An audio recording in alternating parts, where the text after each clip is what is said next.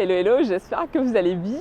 C'est Clélia Isaac, je suis ravie de vous retrouver pour cette vidéo numéro 131 avec ce titre. Non mais, alors il y a 2 jours, attends, comment je peux caler ma valise? Il y a 2 jours, je vous faisais une vidéo dans laquelle je disais, putain, je viens d'arriver à Porto, j'ai perdu mon porte-monnaie avec plus de 300 € dedans. Guess what? Je l'ai retrouvé. Non mais un truc de dingue, je l'ai retrouvé. En fait, à partir du moment où j'ai perdu mon porte-monnaie, et que je me suis rendu compte bien sûr, j'étais dans ce truc de je vais le retrouver. Mais je le ressentais mais profondément.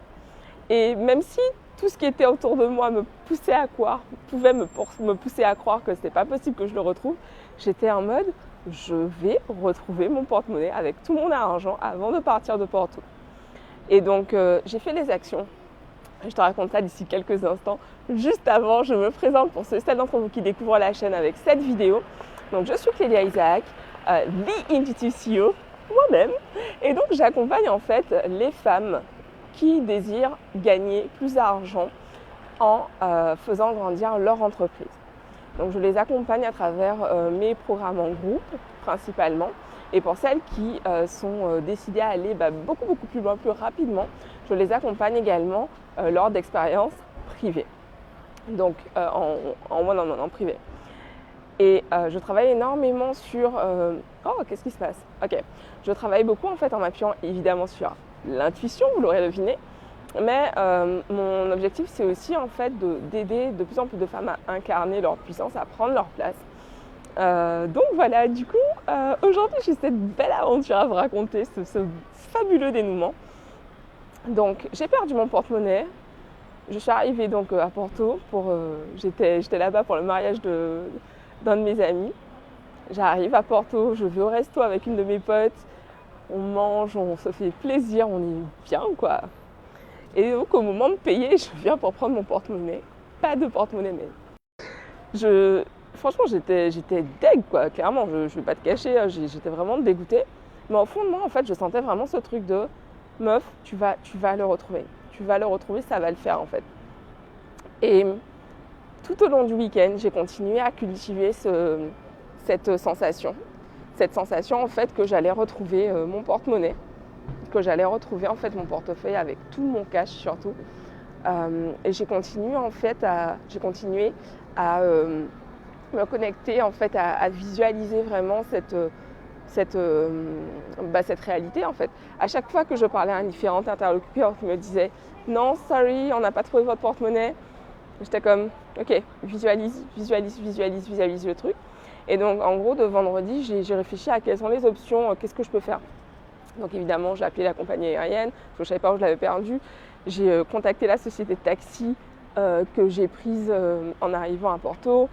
Je suis repassée dans la rue, j'étais vraiment comme I don't know, tu vois.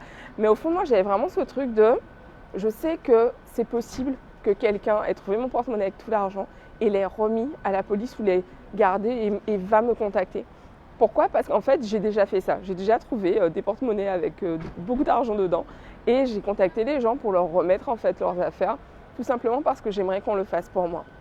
Et donc, j'avais vraiment cette foi que c'était possible en fait. Et aujourd'hui, donc, je repartais en fait de Porto. Et donc, qu'est-ce que j'allais dire? J'arrive donc au comptoir de la compagnie, je redemande. Ils appellent, ils me disent non, on n'a rien trouvé. Je sors de l'aéroport, je suis en train de discuter avec ma pote et là, je fais allons demander à la police. Je fais ouais, je sais pas, je le sens, allons demander à la police. Je me dis, j'aurais tout tenté comme ça. Bon, bah voilà, quoi, j'aurais rien à regretter en fait. On descend. On arrive à la police, donc là j'explique le truc et tout aux policiers. Et shit man, désolée, les aléas du direct les gars, vous êtes... Ah putain. Donc on arrive, donc on demande à la police et là en fait les policiers, donc je vois le policier qui sort son registre. Et là en fait je vois sur le registre, donc il tourne, il me demande la date. Et là, je vois que ça arrête à une page. Et genre, je vois CL à l'envers. CLE. J'étais là, what? Et là, ma pote, elle me fait, mais putain, Clé, il y a ton nom sur le truc. J'étais oh my god. Donc là, le ascenseur émotionnel, je suis comme, oh putain, ils ont trouvé quelque chose. Et là, il fait, j'ai une bonne et une mauvaise nouvelle. Effectivement, on a trouvé votre porte-monnaie, mais il est au commissariat central de Porto, qui est fermé, et vous pourrez le récupérer que dans 2 jours. Et là, je suis comme, non, non, c'est pas possible. Là, il me le faut, là, maintenant, ce soir. Et donc, dans ma tête, je dis, merci l'univers, je récupère mon portefeuille avec tout mon argent maintenant, dès ce soir. Merci, merci. Je me dis mon truc, je me répète mon truc. Et là, il y a un de ses collègues qui lui fait, t'as regardé dans la boîte là quand même au cas où, tu vois. Donc le mec il va, il regarde, il y avait une boîte avec des trucs, je pense qui avaient été trouvés pendant le week-end. En fait ce qui s'est passé c'est que le transfert n'avait pas encore été fait au commissariat central. Et donc il cherche, je le vois chercher, ma pote elle me fait putain vas-y meuf, prie, croise tout ce que t'as, prie, vas-y. Et là, je vois le gars qui sort un petit sachet et je vois mon portefeuille. J'étais comme une ouf, on s'est mis à sauter dans la station de police, c'était un truc de dingue.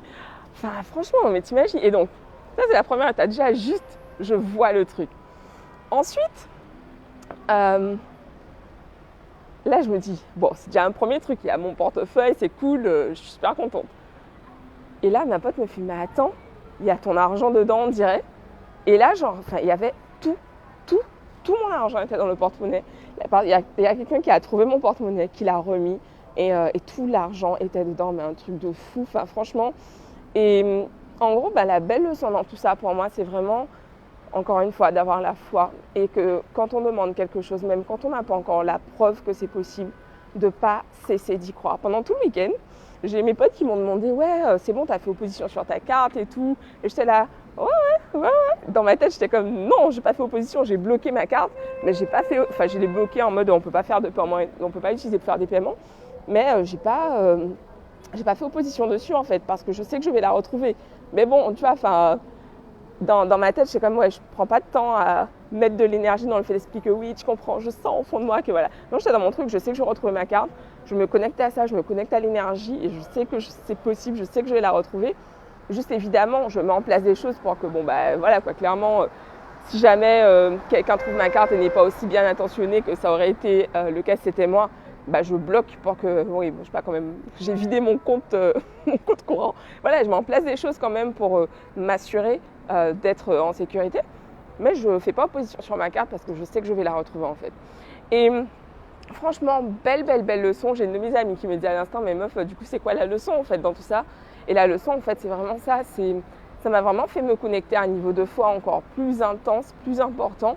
Parce que là, en fait, c'est vraiment comme... de toute façon, j'ai déjà perdu le porte-monnaie, donc qu'est-ce que tu veux que je fasse quoi? Je peux rien y faire, donc voilà.